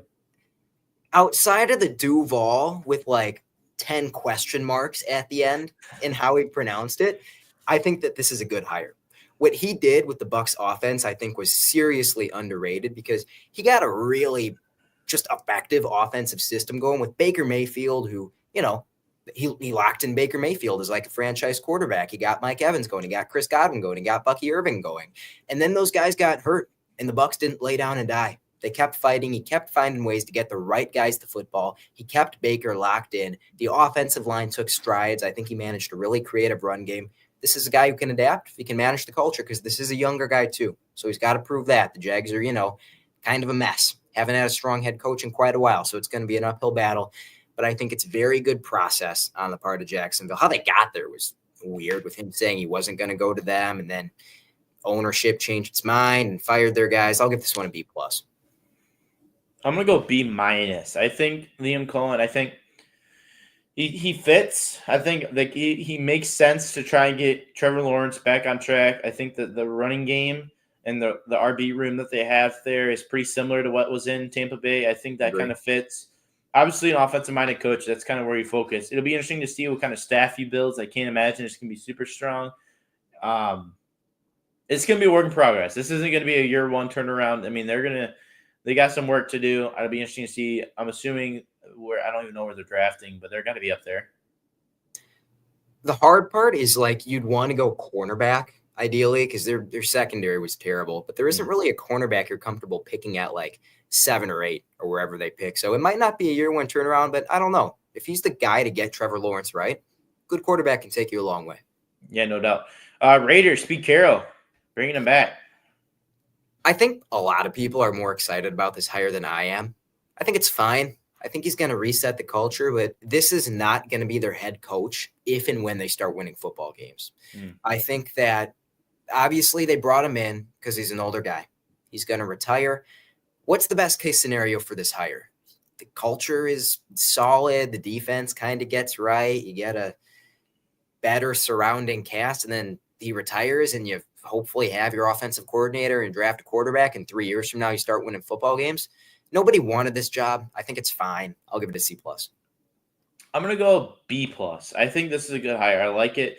I think he's going to revitalize the Raiders in a way that's good. I think, like you said, it's more of a bridge hire. It kind of seems like maybe I think they really wanted Ben Johnson and didn't work out.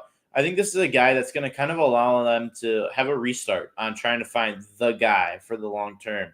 I think they have an opportunity here to be successful. I think Pete Carroll gets that team back to a point where they're manageable, hopefully helps with the drafting process and getting a team in a better situation. But it'll be interesting to see what Pete Carroll can do if he can turn this team around and try and make a sneaky playoff run. He sounds young at heart. Right. He still seems like Pete Carroll. Yeah, no doubt. Jets, Aaron Glenn. I love this hire.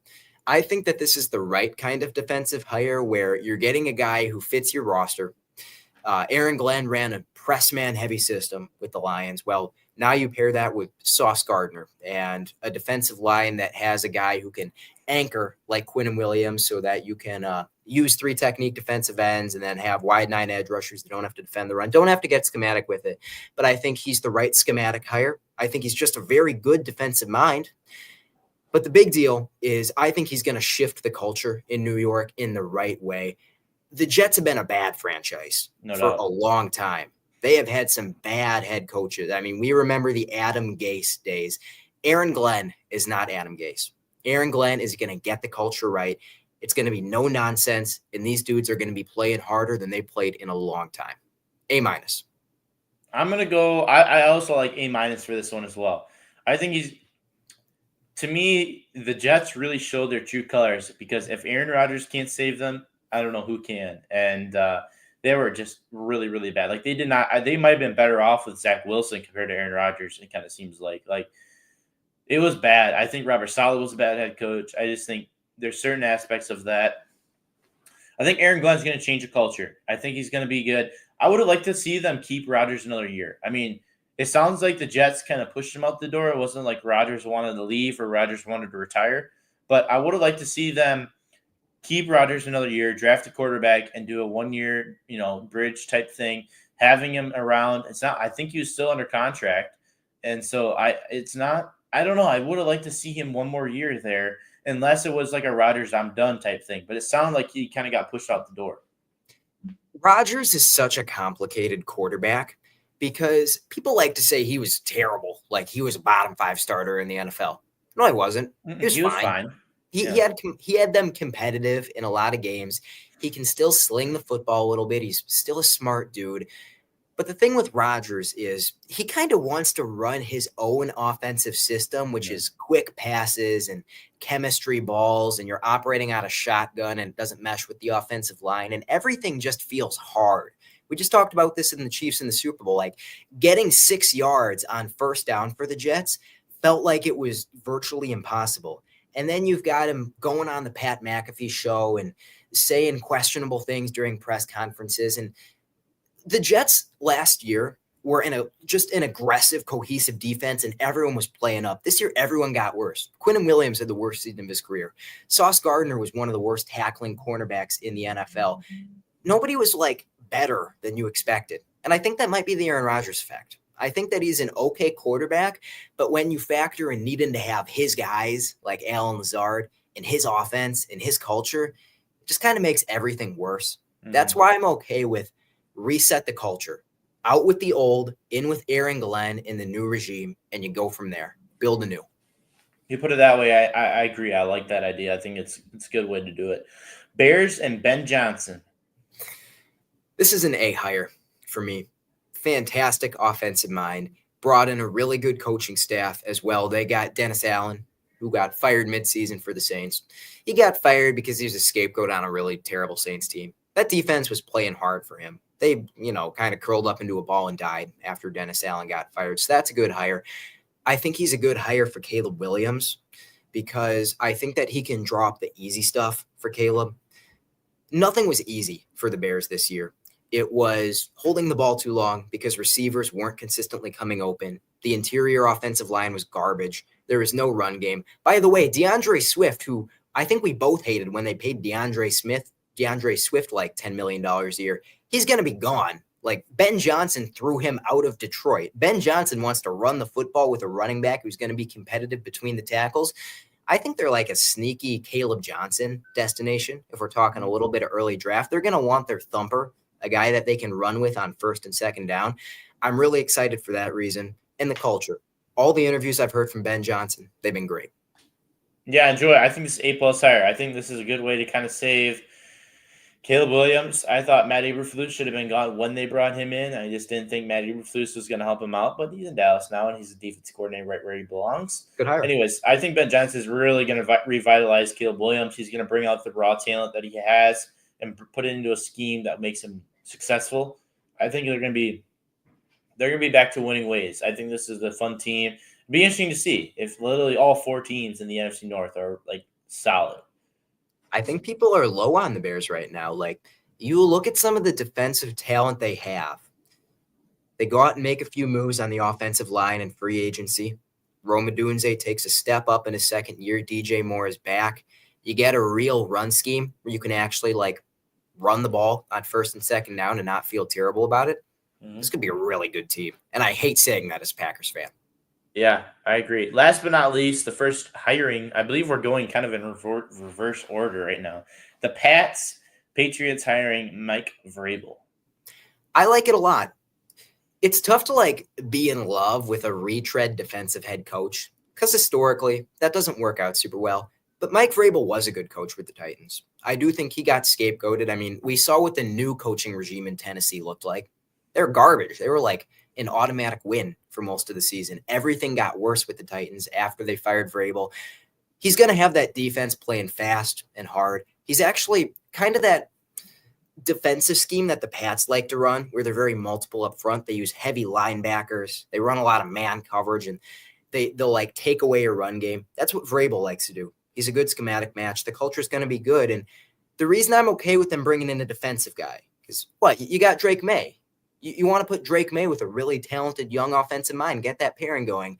If Drake May can come out this year and be pretty good behind the worst offensive line in the NFL with receivers that drop the ball more than they catch it and a running back who fumbles the ball more than he doesn't fumble the ball, Drake May is going to be just fine next season with a defensive head coach.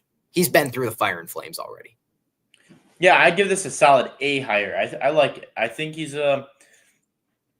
I think Mike Vrabel is going to be the kind of guy that, first of all, I think he was wrongfully fired in Tennessee. I don't think he was the problem in that team.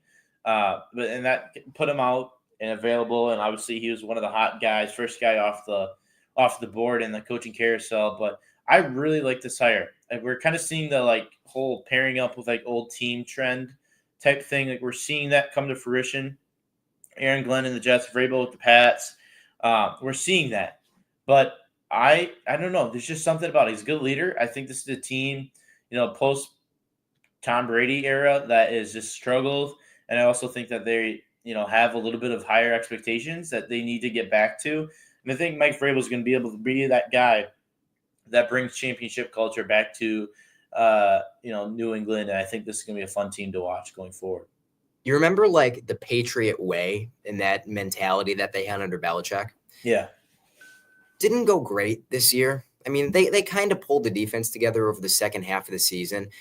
I don't think that you should be stuck in the past when you're in NFL front office. You always got to be looking forward. I think that he's the new Patriot way.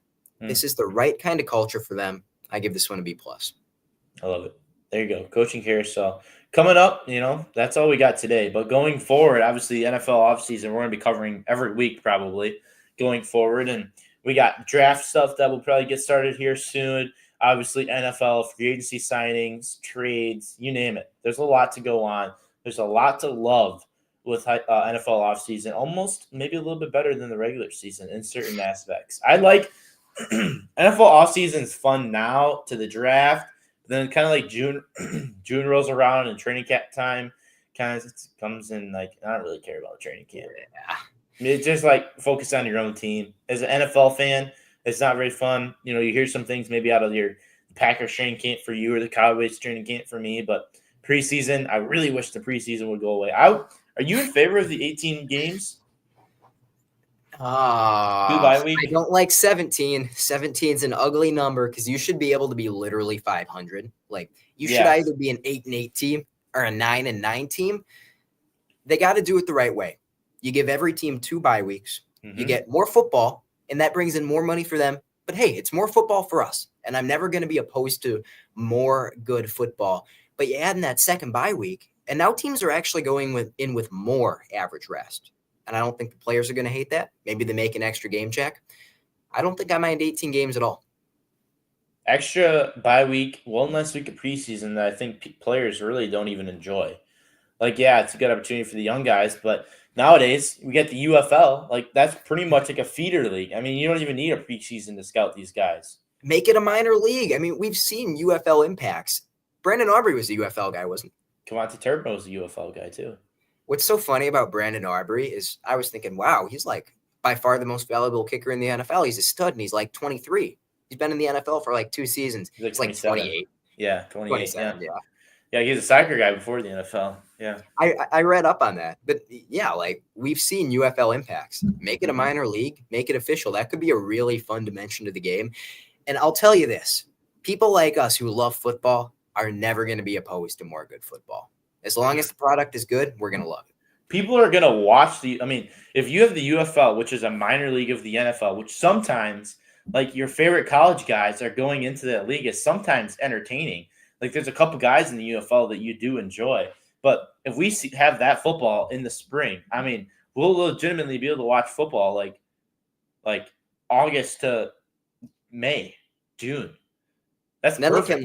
I can fully shut out all the other sports and just be a football guy all year round. I can fully shut out college and just be a football guy all year round. Gonna be watching Hunter Waller in the UFL next season. If that happens, Elsen are dropping out and we're going to become football guys.